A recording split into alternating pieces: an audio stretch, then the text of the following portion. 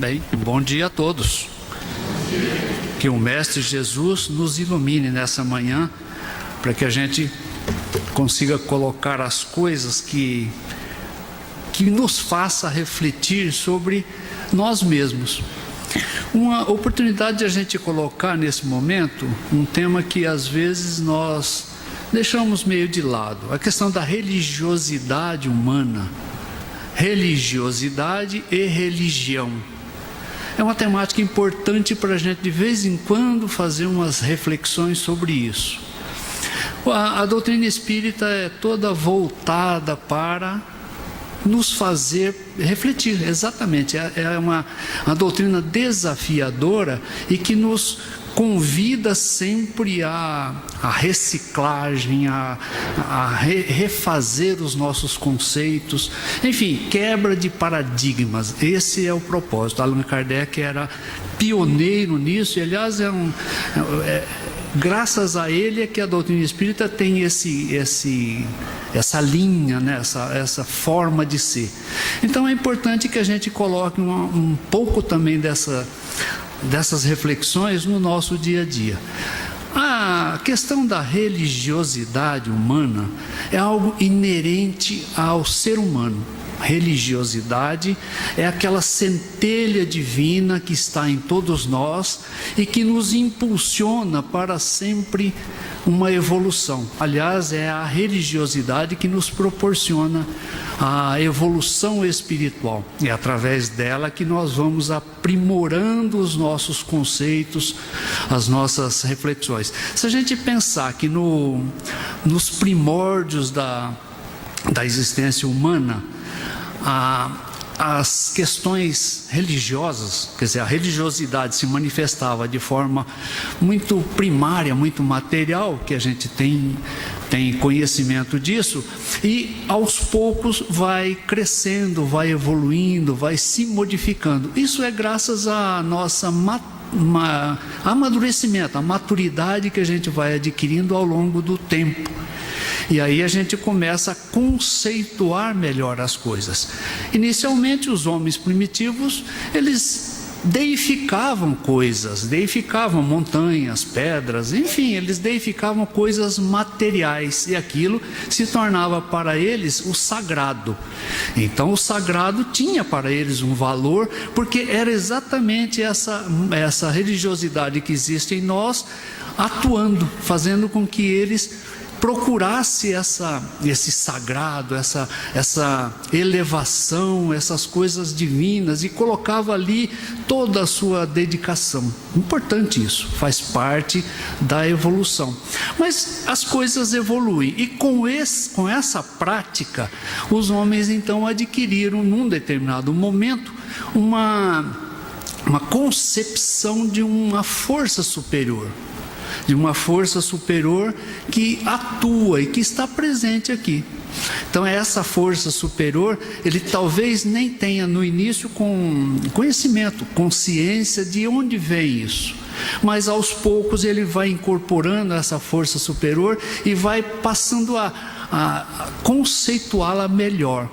É aí que nós chegamos ao conceito de Deus, um Deus impessoal, um Deus espiritual, um Deus transcendental.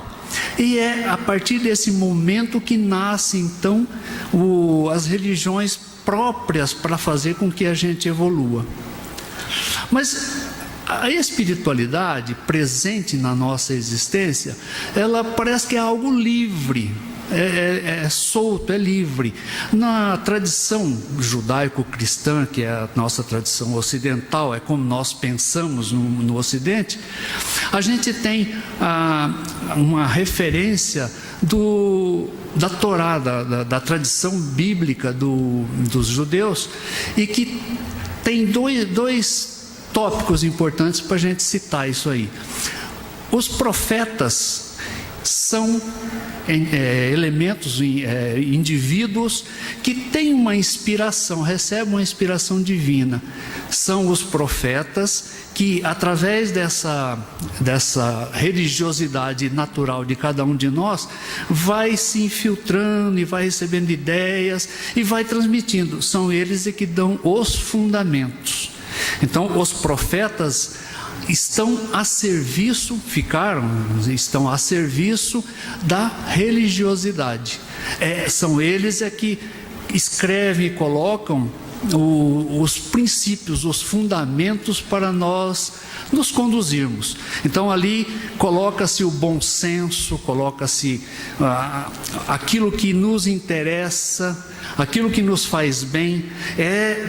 São dos profetas que nascem, por exemplo, esse conceito: não fazer ao próximo aquilo que você não gostaria que lhe fizessem. É simples assim. Se nós compenetrarmos disso, a gente vai se convencer de que aí já está toda a regulação necessária para a nossa felicidade. Se eu não gosto de alguma coisa, não devo fazer para o próximo. Pronto, já é uma regulação. Então são os profetas que colocam essas pedras basilares na construção da individualidade humana, do crescimento espiritual. Então o espírito cresce através do estudo disso, do convívio com esses conceitos, e assim vai. Isso interfere inclusive nas legislações dos países. A gente verifica, por exemplo, na nossa Constituição, existem regras que chamam de regras pétreas. São esses conceitos. E isso não se mexe. Isso faz parte da nossa evolução espiritual. Uma regra pétrea que existe na Constituição brasileira: não existe pena de morte. Então veja que essas coisas influenciam. Já não é a questão de outros países, porque talvez não tenha tido esse vislumbre da importância da vida. Então aqui nós temos esse conceito. Então são essas coisas que os profetas facilitam a nossa existência e que ajudam na nossa religiosidade. É através desse exercício que nós chegamos lá. Por outro lado, existe a religião. Então os profetas indicam os fundamentos, mas aí vem os sacerdotes. Os sacerdotes interpretam, incorporam tudo aquilo, mas eles dirigem uma religião. Então o sacerdote, ele está a serviço da religião, o profeta a serviço da religiosidade. Então são parâmetros diferentes. E toda religião, ela implica num grupamento. Ela implica num templo, implica numa tradição, implica no ensinamento, implica em regras, implica em coisas que nós precisamos cumprir.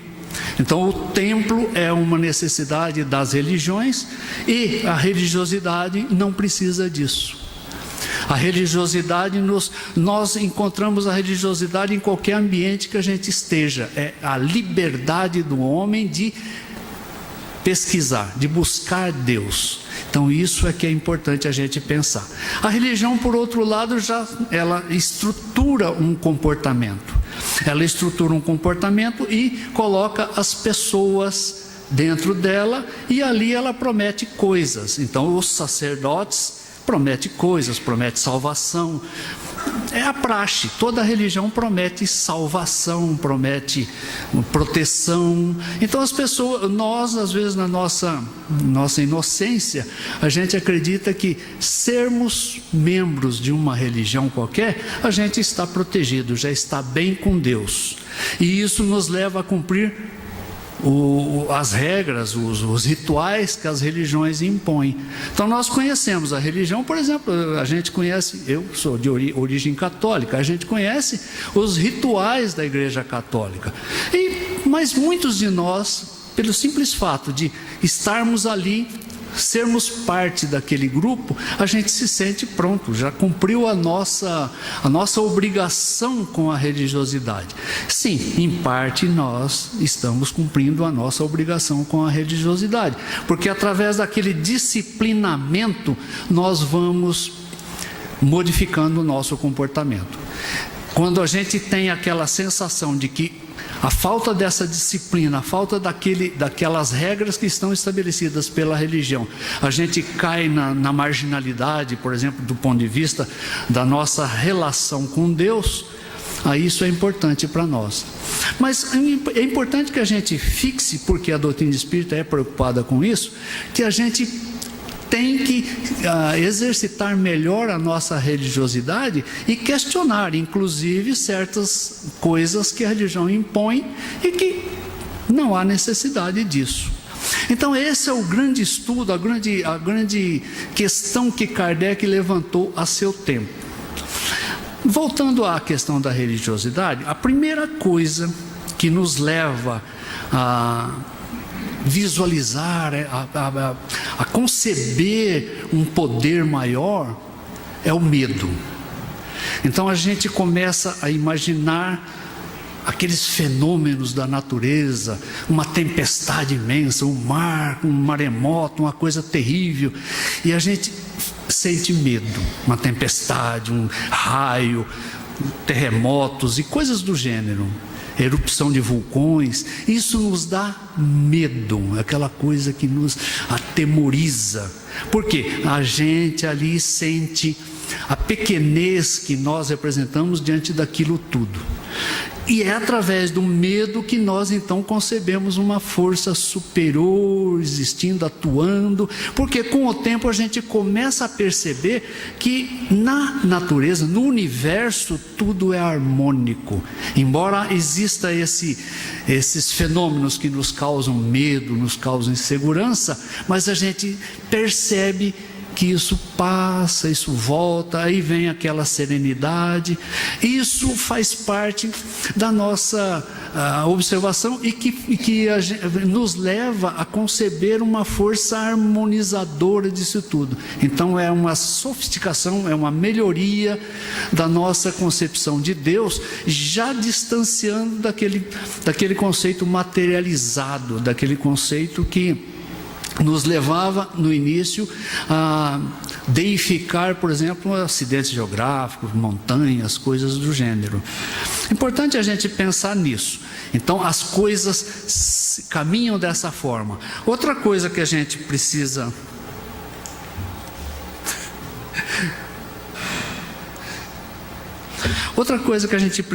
levar em conta também é a experiência. À medida que a gente vai vivendo, a gente vai adquirindo experiência e aí fica mais fácil a gente entender essa força harmonizadora do universo.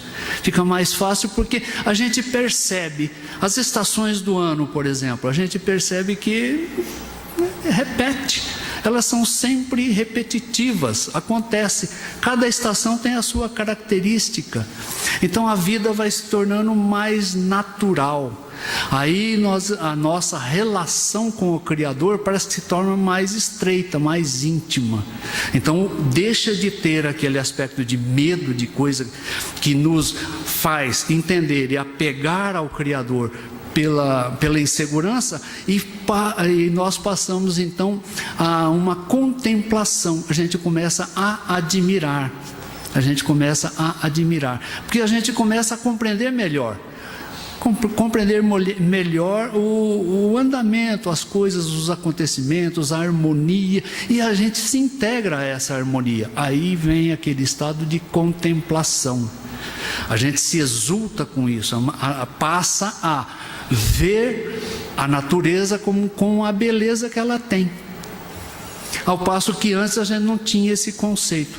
E aí que faz com que as pessoas evoluam e vai sofisticando a sua concepção de Deus, até chegar ao ponto em que espírito transcendental. Mas o que é mais importante na religiosidade é a nossa relação com essa transcendência, com Deus. É essa relação que é importante. Por quê? Nós somos às vezes levados a entender que eu sou o centro de tudo, do universo. Tudo tem que estar bem comigo. Então sou eu que exijo às vezes essa harmonia. E quando não tenho essa harmonia, eu acho que eu reclamo. Quando eu me dirijo a Deus numa doença, por exemplo, eu fico, mas por quê?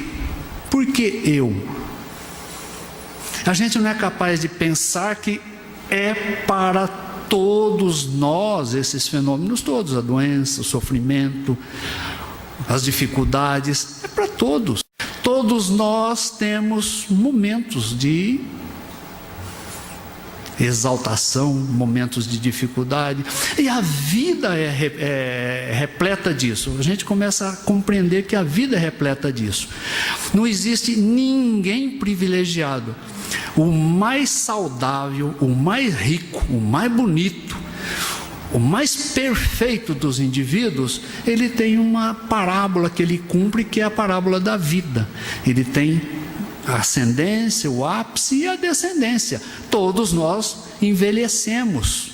E o envelhecimento é algo desagradável. Vem as dores, vem as dificuldades, as limitações. É a vida.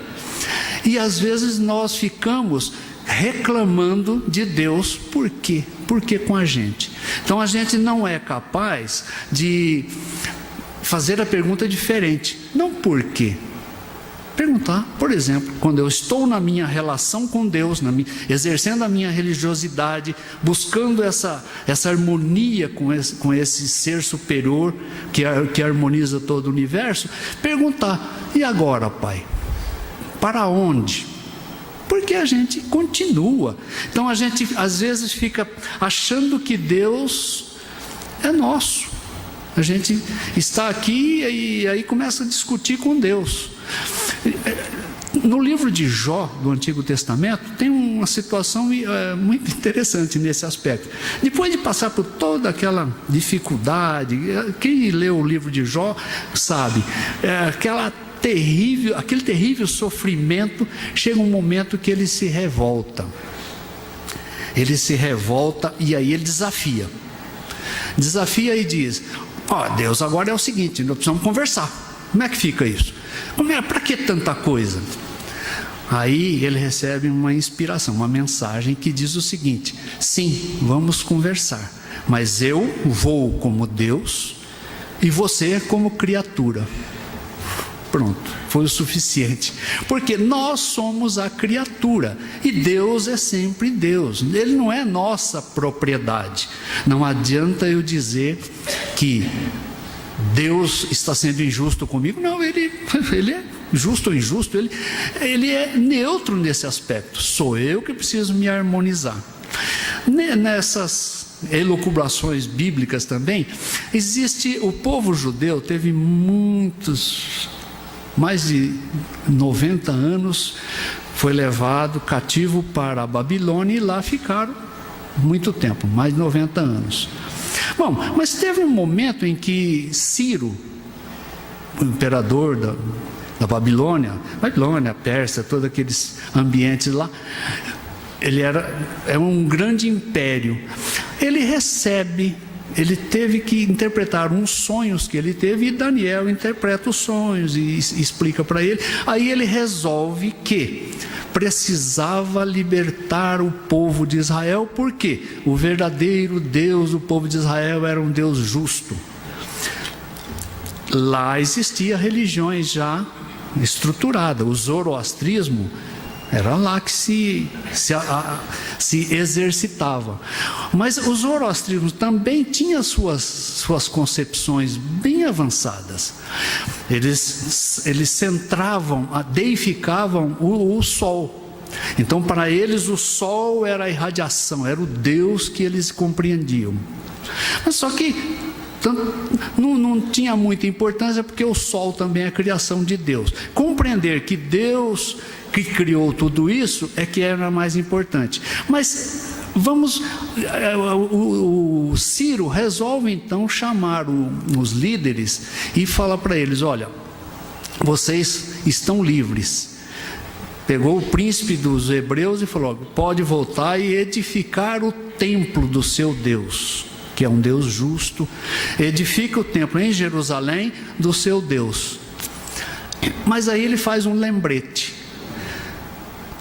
Quero só lembrar que, dentre os judeus que estão aqui, muitos nascidos aqui no cativeiro, eles receberam instruções também do zoroastrismo, receberam muitas instruções, e muitas coisas que eles incorporaram, foi aqui que eles aprenderam. Então é preciso lembrar que não existe na terra povo que não se julgue o eleito por Deus.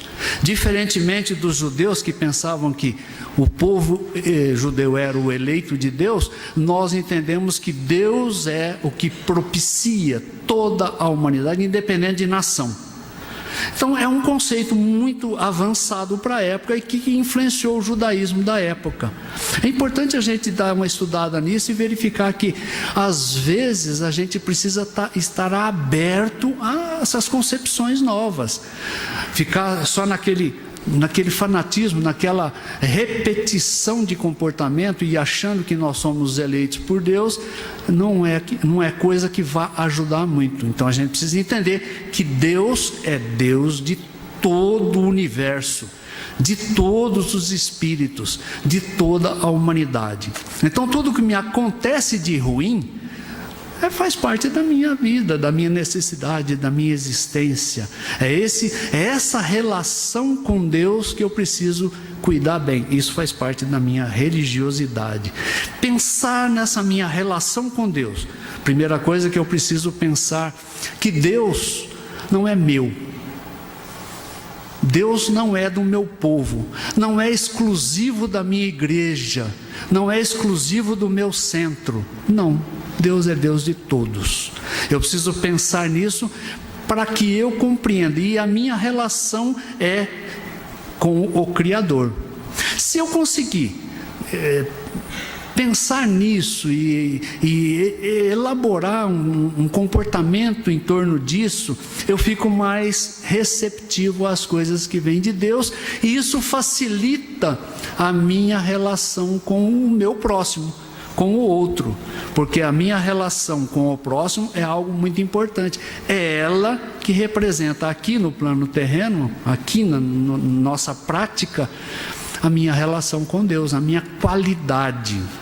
Então é tudo isso que a gente precisa pensar para que a gente se relacione com Deus e também nos ajude a relacionar com o próximo. Muitos de nós não têm muita habilidade nisso. Muitos de nós, às vezes, quando chega o momento da dificuldade, a gente fracassa. Então esse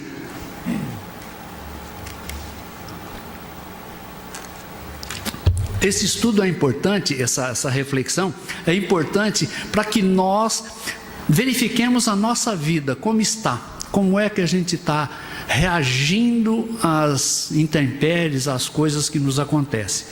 Outro aspecto importante, eu falei do medo que nos leva a Deus, depois esse medo evolui para contemplação, para admiração, para exultação, alegria. Outra coisa que a gente também precisa pensar é a dor. A dor é inerente a todos nós, todos. Não existe um espírito que não esteja isento disso. Eu disse que a gente tem aquela parábola da existência humana e que num determinado momento ela começa na descendente, ali começam as nossas dificuldades. É ali que a gente precisa estar preparado. Mas no momento da dor extrema, não existe privilegiado algum aqui na terra. O mais privilegiado, o mais rico, o mais bonito, o mais nobre dos seres humanos,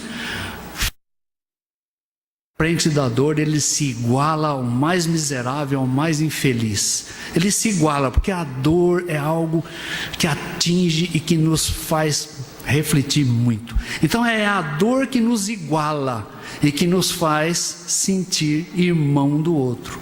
É na dor que a gente consegue. Porque enquanto a gente não está experimentando o processo doloroso, a gente às vezes deixa se levar pelo orgulho, pela vaidade, pela prepotência, enfim, a gente mascara, a nossa vida é mascarada. A gente mascara a nossa existência e o que dificulta? A gente mascara a nossa relação com o Criador, com Deus. Porque a gente se julga proprietário de Deus. A gente se julga aquele que é o Senhor poderoso. E isso reflete também na nossa relação com o próximo. Mas na dor, não. Na dor a gente sente a nossa pequenez, a nossa incapacidade de resolver, a nossa incapacidade de superar situações. Aí a gente se convence de que nós somos pequenos e que nós somos todos irmãos, todos iguais. E isso é muito importante que a gente reflita. A dor faz parte do processo evolutivo, a dor faz parte das nossas reflexões sobre a religiosidade. Como é que nós nos ligamos a Deus? Como é que nós nos ligamos a essa transcendência e como isso regula a nossa vida? Então, a dor é algo importantíssimo. A Gleice falou que o nosso convidado de hoje não pôde vir porque a dor atingiu, a esposa dele não teve condições de levantar, coisa assim, ele teve que ficar lá. Então veja, ele não cumpriu um compromisso, talvez ele esteja até frustrado por causa dele, porque ele é amigo da casa, ele viria com toda a alegria dele, mas não foi possível. Então veja o que a dor nos faz. A dor nos coloca em pé de igualdade com todos. Aí não existe privilégio, não existe rico, não existe pobre, não existe nada, é a dor. Então é através dessas reflexões, dessas colocações, que a nossa religiosidade vai crescendo, a nossa compreensão de um Deus soberano, superior, bom e que harmoniza tudo vai crescendo. E aí, falando das religiões, nós temos, pelo menos no Ocidente, na tradição judaico-cristã, nós temos conhecimento de três grandes religiões que são importantes. Elas direcionam, elas conduzem as pessoas para exercitar melhor a religiosidade. O judaísmo. O judaísmo é uma religião criada há mais de 4.000 anos. E isso é nos primórdios, quando o homem começa a evoluir daquela sensação material de um Deus, de uma pedra, de uma montanha, começa a evoluir para algo espiritual, para algo superior, para algo inteligente. Aí nasce então o judaísmo. Mas o judaísmo tem um princípio.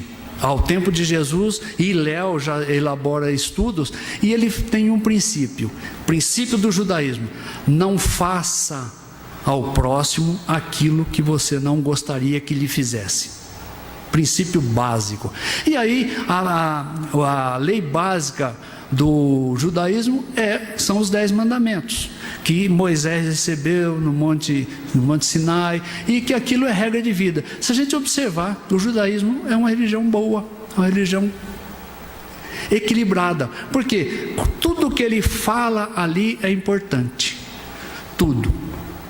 Não matarás, não, é o óbvio.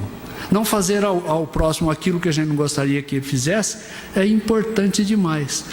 Outra vertente religiosa nasceu com Jesus, o cristianismo. Aí Jesus veio interpretando. Veja que Jesus, é importante a gente pensar nisso. Jesus era judeu, nasceu no judaísmo, era a religião mais evoluída que existia na época, e o ambiente propício, porque as pessoas todas eram judias. Jesus nasce nesse meio, mas Jesus veio inovando esses conceitos. Então veja que não para a nossa quebra de paradigmas. Jesus foi um dos que veio para quebrar paradigmas. Aquela estabilidade, aquela coisa do que os sacerdotes estabeleciam, aquela autoridade dos sacerdotes, dos fariseus, que eram os intérpretes, tudo aquilo, Jesus veio para contestar. Não contestar do ponto de vista da contestação violenta, não, veio para esclarecer. Então Jesus fala, muita coisa é hipocrisia. Então Jesus criticava a hipocrisia dos fariseus. Então é importante a gente pensar nisso. Aí quando Jesus parte, e Jesus, ele prega, quando estava conosco, ele prega exatamente uma ampliação daqueles conceitos dos 10 mandamentos. Em vez de ficar só na regra estática, não matar, ele tira o não, fazer, amar o próximo como a si mesmo, e é uma evolução, é algo novo para os judeus, tanto que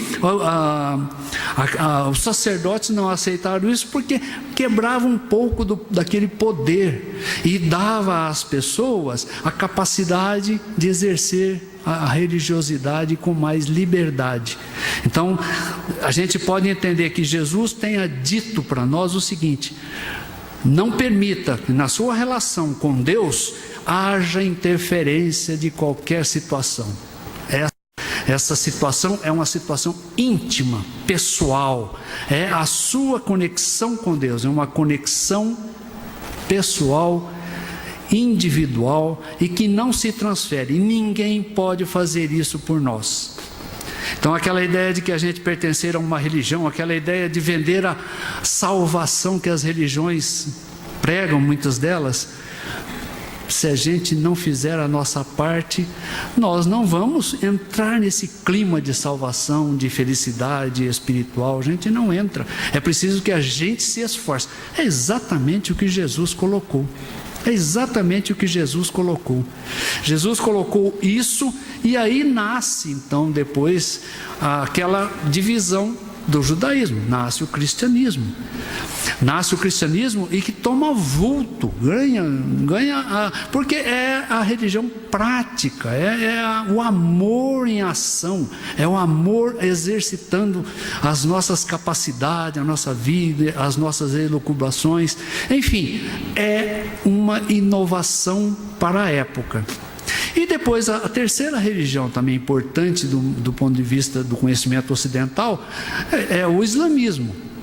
Islã veio exatamente para quebrar aquela ideia do excesso de misticismo que existia entre o povo daquela região. Então era um excesso de misticismo exagerado, e que levava as pessoas puramente ao misticismo e não à atuação prática. Então veio o Islã e trouxe também fundamentos que são a mesma coisa. Então tanto o cristianismo como o islamismo são oriundos do judaísmo. São religiões que nasceram desse conceito primitivo da nossa relação com Deus, mais elaborada, mais trabalhada, mais sofisticada. Bom, mas essas religiões todas, elas se instituíram e criaram templos. Aí são as religiões atuando. E isso virou uma profissão. Então nós temos o clero romano, os mulás e os ayatolás do islamismo, os sacerdotes do judaísmo, todos eles com a autoridade de oferecer às pessoas a salvação. Será que isso funciona? Será que Jesus falou isso? Será que Jesus falou que, estando vinculado a uma congregação, seria o suficiente? Jesus não disse isso. O que Jesus disse é que era necessário nós nos transformarmos, nós fazermos algo para nosso refinamento espiritual, nossos pensamentos, nossas atitudes, enfim, é a reciclagem moral que nós precisamos. É isso que é importante. Então é disso que a gente precisa levar em conta, que as religiões devem se preocupar.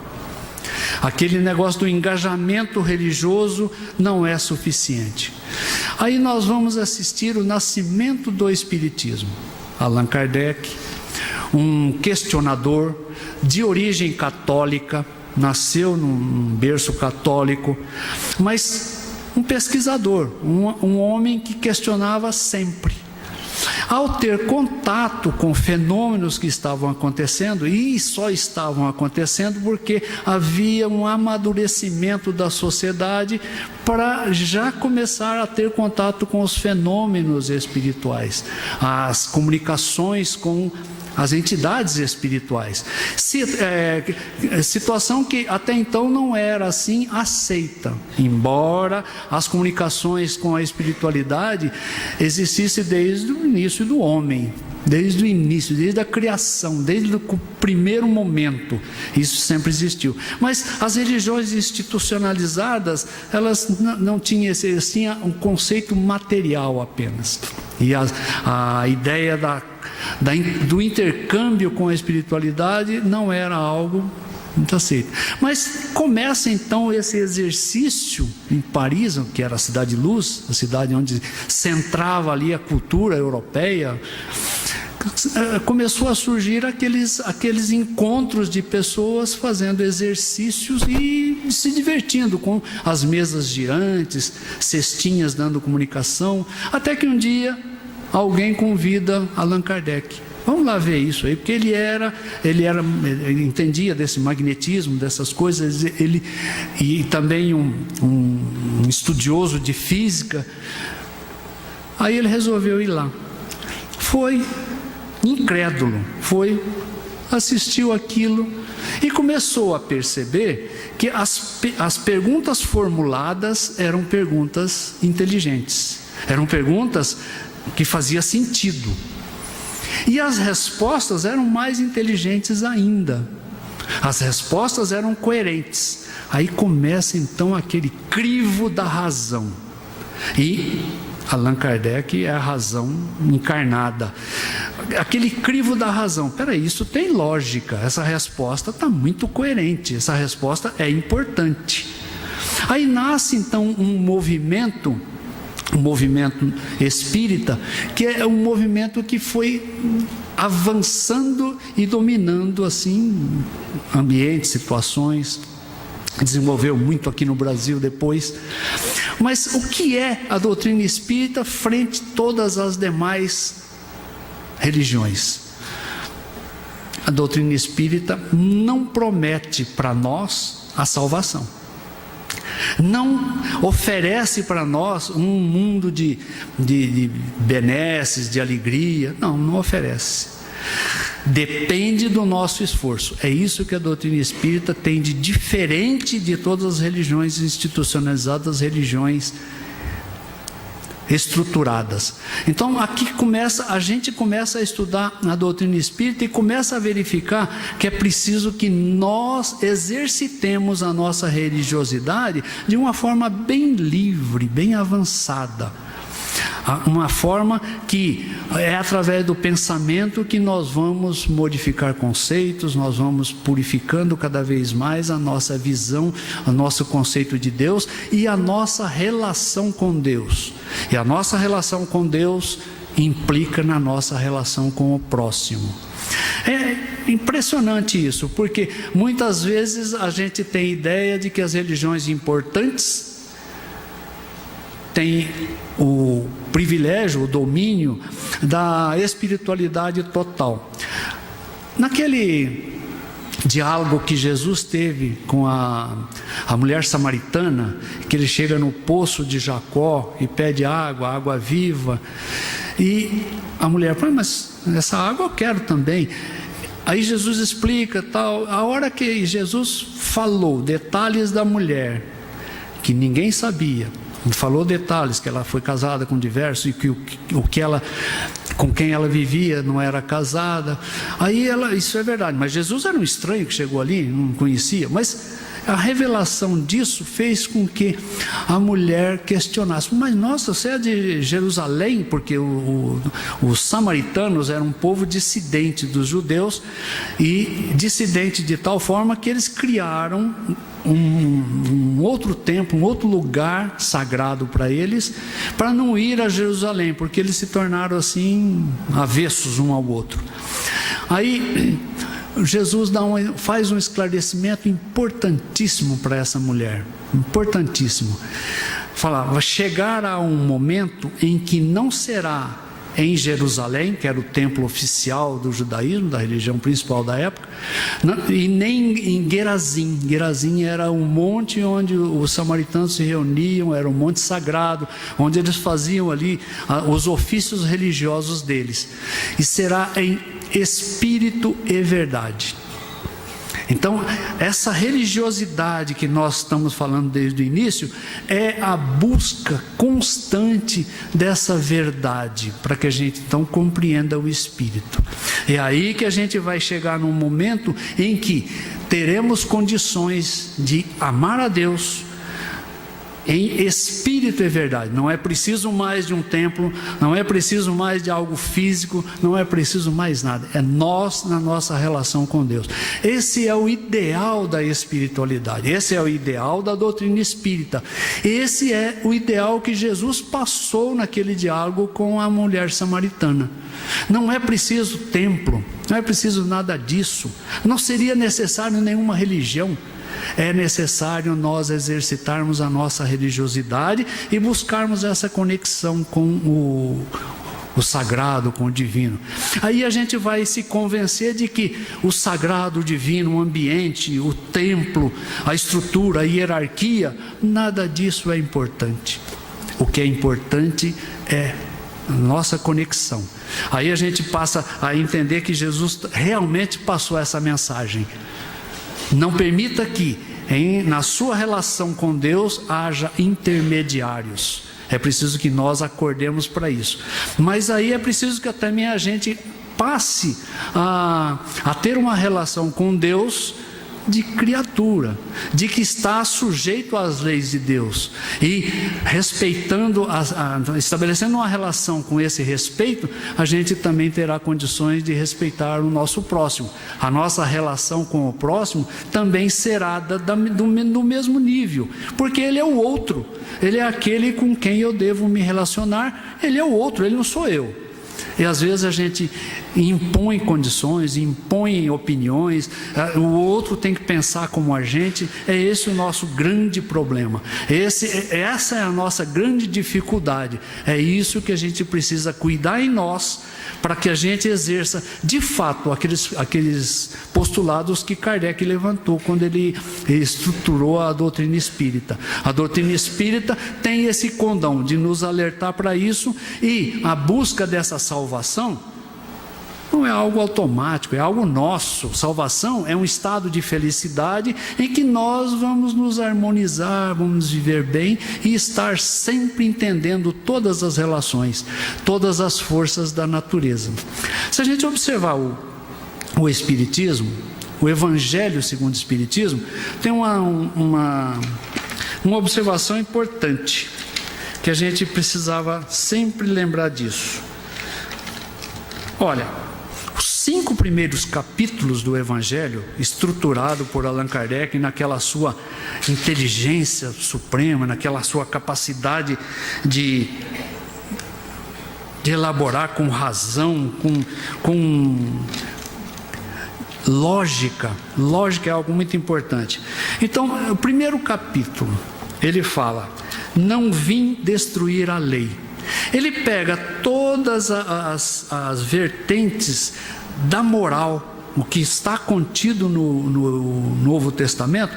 Ele pega tudo aquilo que tem efeito moral e deixou de lado todas aquelas questiúnculas, por exemplo, dos milagres, da vida comum, dos acontecimentos que estão todos relatados no Novo Testamento. Então, estão todos relatados pelos discípulos de Jesus na vida, nas passagens, nas coisas todas.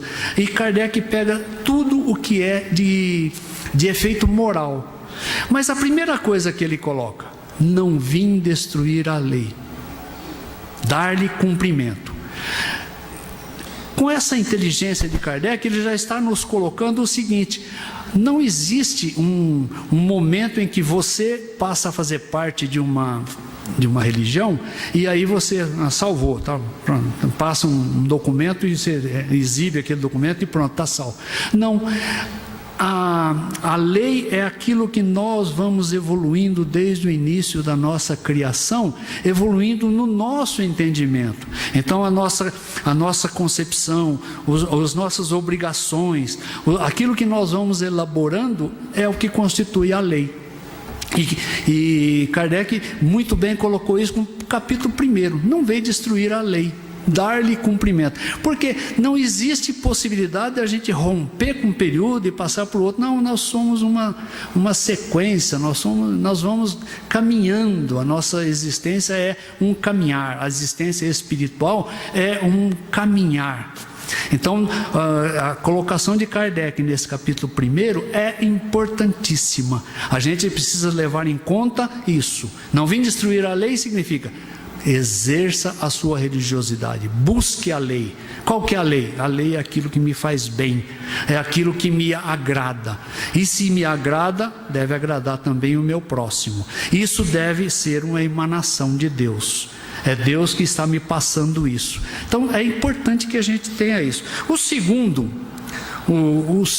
capítulo do Evangelho elaborado por Kardec é aquele: meu reino não é deste mundo, trazendo para nós uma ideia da transcendência. O reino de Deus não é só isso aqui. Isso aqui é o material, é o reino material, é um ambiente próprio para a evolução, é um ambiente próprio, um laboratório para a criação de espíritos melhores, uma natureza melhor. Enfim, aqui é um laboratório que Deus estabeleceu. Então, o verdadeiro reino é do plano espiritual, vem lá de cima, vem de Deus. E Kardec colocou isso no capítulo 2, para a gente refletir sobre isso. Porque o reino não é desse mundo. A gente precisa lembrar da transcendência e lembrar que Jesus falou isso. Isso é Jesus que falou. Então ele pegou todas essas colocações de Jesus e montou o Evangelho segundo o Espiritismo com aquele cunho moral, com aquele cunho de nos impulsionar para o desenvolvimento. O outro capítulo, que é o 3, Kardec coloca aquela frase de Jesus, aquelas explicações de Jesus: há muitas moradas na casa de meu Pai.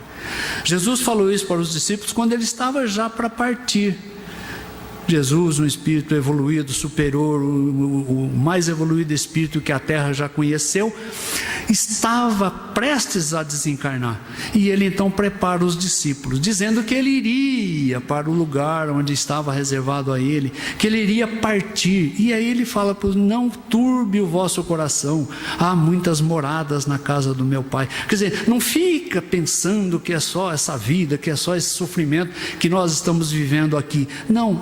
Existem muitas moradas na casa de meu Pai, de acordo com as gradações que nós vamos conquistando na nossa evolução espiritual, no nosso entendimento.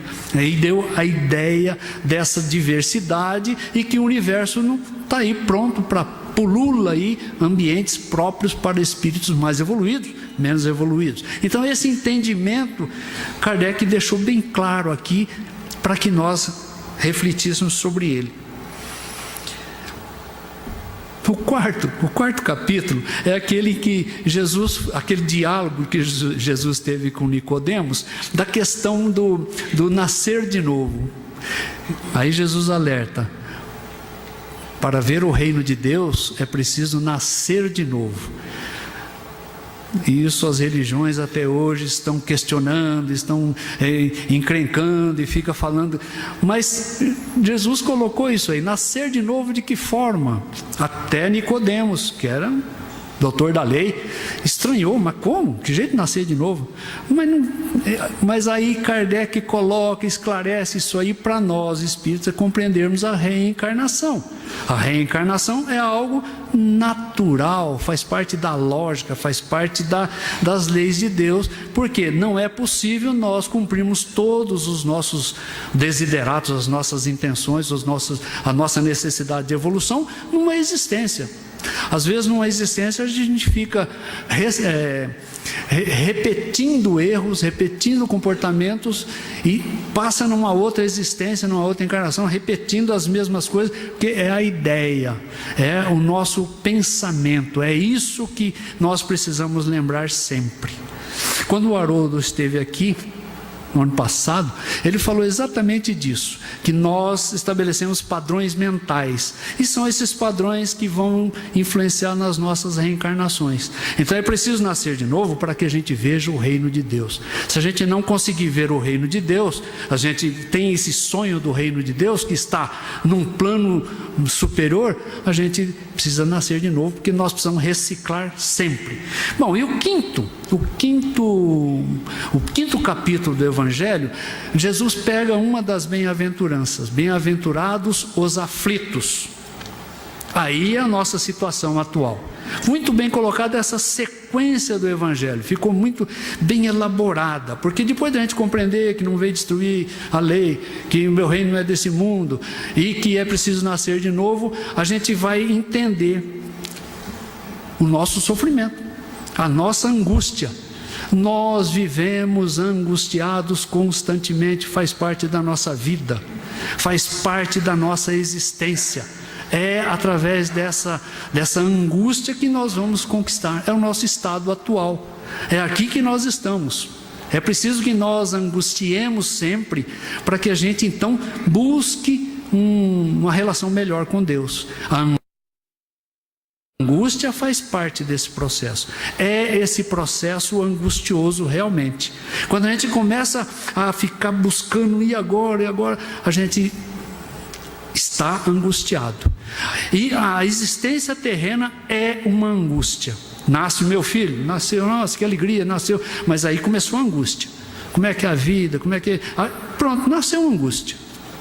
Então a angústia faz parte da nossa existência, por isso é que nós somos bem-aventurados. É o processo que nós temos, que Deus nos dotou, para que a gente evolua e compreenda melhor.